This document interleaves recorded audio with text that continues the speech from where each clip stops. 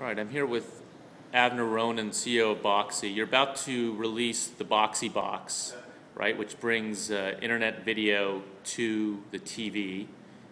And the way it does this is it brings video right from websites and displays it in a great way on your large screen TV. Is that correct? From websites or from services like Netflix or Voodoo, MLB. Now, Google TV just came out with a similar box or a similar concept, and then it ran into a roadblock with the media companies. Right. Some of the big networks started blocking content on the Google TV, even though they were just going and fetching the same video that was from their website. Do you think that NBC, CBS, ABC will start to block the Boxee box?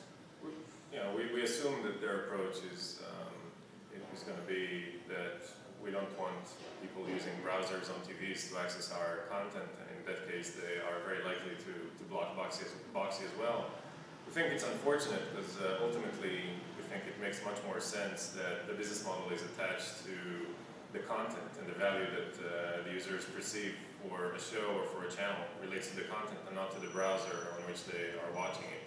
So what we believe is going to happen, hopefully in a short term, is that the networks are going to come up with offerings that they feel comfortable about, that it's not too much of a cannibalization of their existing distribution channel on TV.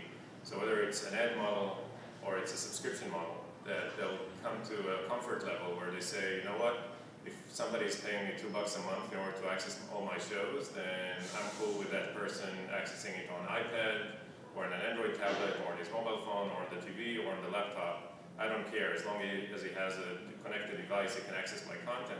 And I think that's a much better model down the road for the content owners, rather than try and segregate the devices. It's all blurring, right?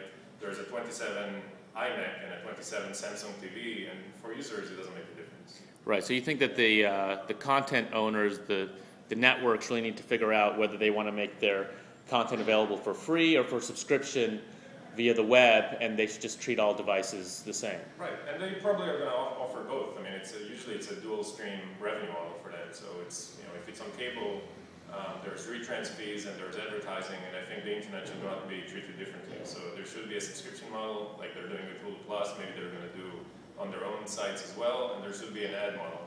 And they should figure out the mechanism for both of those to work. And how are you going to make that easier for them? Do you make it easier for users of Boxee to subscribe to shows and pay for them?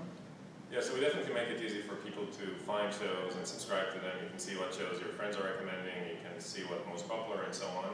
And we're also launching a payments platform. So if you're a content owner and you don't have an existing billing relationships with the user, then it's as easy as one click for the person to subscribe to your show or channel, and then we share the revenues with the content owners. And when will that be rolled out, the payment? Hopefully early next year. Early next year, so not at this time. For now, we have paid services on Boxee, like Major League Baseball or the NHL or Netflix or Voodoo. You just have to authenticate. You have to put your username and password and be able to access the content. Great. Okay. Thanks.